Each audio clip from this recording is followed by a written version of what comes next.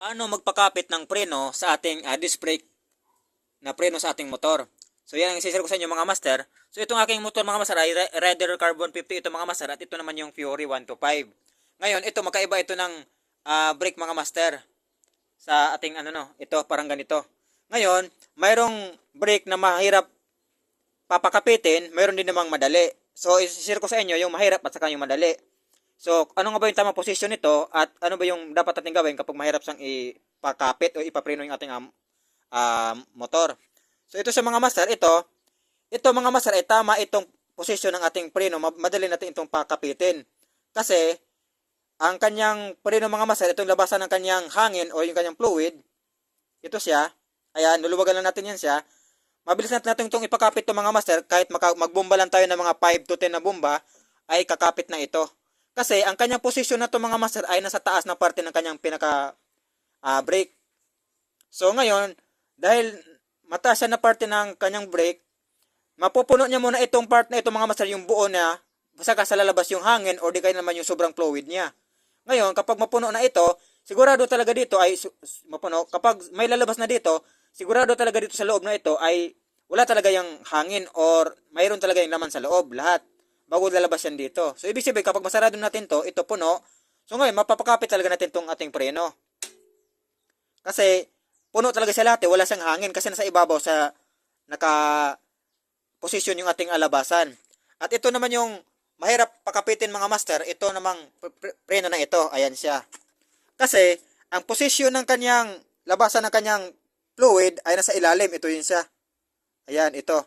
Ito yung kanyang labasan ng fluid. Ngayon, kapag bubumbahin natin ito, kahit anong bomba mo dyan mga master, kahit abot ka pa ng 50 na bomba, 100 na bomba, kahit 1,000 pa na bomba, hindi mo talaga ito mapapakapit. Kasi ang dahilan nito mga master ay nasa mababang parte siya. So, ito, halimbawa, luluwagan mo ito, ngayon bubumbahin mo siya. Lalabas yung fluid dito, yung hangin, pero dito naman sa ibabaw, walang laman. Kasi nasa mababa sa na parte. So, ito, yung laman dito sa ilalim, babagsak sa dito, lalabas. So ngayon yung dito sa ibabaw, walang laman.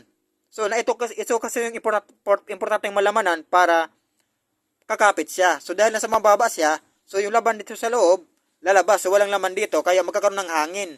Kaya hindi mo siya mapapakapit kasi nasa mababa siya eh. So ang kailangan natin gawin mga master para mapakapit natin siya, itong brake preno na ito, tanggalin muna natin. Tapos, ito, dapat iposisyon natin itong mga master na siya ang pinakamataas na part. Iikutan natin ito ng konti na dapat ito yung mataas. Tapos saka natin bubumbahin hanggang sa lalabas na yung fluid. So ibig sabihin kapag ito yung mataas kasi mga master, ang mangyayari niyan, ito napuno na kasi ito yung nasa taas eh. So napuno na ito, saka natin ito isasarado. Saka naman natin magbumba para kakapit siya. Kasi kapag nasa mababang parte siya mga master, lalabas kasi yung fluid dito, ito walang laman. Kaya kahit anong bomba mo dyan, hindi mo yan mapapakapit. Kaya yun yung mga problema ngayon kapag sa mga nagpapakapit ng preno na hindi nila napapakapit kasi nasa mababa yung kanyang labasan, yung kanyang posisyon. So, yun yung, ito kasi mga master ay nasa mababa. So, ito kasi dapat lang to sa mga pang harap na brake. Ito kasi nilagay sa likod eh. Ayan siya. So, ito naman yung isang preno. Oh. Ito naman ay sa ilalim. Ito sa front, ito ng front ng Rider sa Fury 125. Nasa ilalim siya. Ayan siya sa ilalim. Ito siya pa ilalim, pababa. Ito naman sa front ng aking Rider Carb. Ayan siya. Ito naman ay sa ibabaw. So ito mga master, madali itong pakapitin compare doon sa ito. Ito nasa baba. Nasa baba siya. Kasi kapag ibubumba mo yan mga master, ang fluid lalabas lang sa bigla. Yung dito sa ibabaw, minsan hindi pa yan mapupuno kasi lalabas na sa bigla eh. Mahirap siyang pakapitin. Pero may medyo madaldali pa rin ito. Compare doon talaga sa likod. Ayan siya. Pero ito talaga yung mabilis siyang pakapitin mga master. Kahit 5 to 10 na bomba mga master, kakapit na ito. Kasi ito ay nasa taas na parte ng yung kanyang labasan. So ibig sabihin, kapag bubomba ka, lahat ng loob dito sa preno na ito ay mapupuno muna siya bago sa lalabas dito. So bago sa lalabas, ito puno na. Tanggal na yung hangin, tanggal na yung mga sobrang fluid. So kapag sarado natin to, punong-puno na ito. So mapapakapit na natin siya. So ito naman, hindi to basta-basta mapapakapit kasi bubumbahin natin to. Pag sarado, pwede pang dito walang laman. Dumiretso lang sa dito, pababa dito. So pwede pang walang laman dito sa kabilang part. Kaya ang mangyayari, may kahirapan itong ibumba o pakapitin. Kasi mali yung kanyang position, dapat kasi nasa taas. So yan mga master, kung pakapitin natin ito ng mas mabilis, ang gagawin lang natin ito, tatanggalin lang natin, tapos iikot lang natin, ito yung ilalagay natin sa taas sa position para matanggal yung kanyang hangin.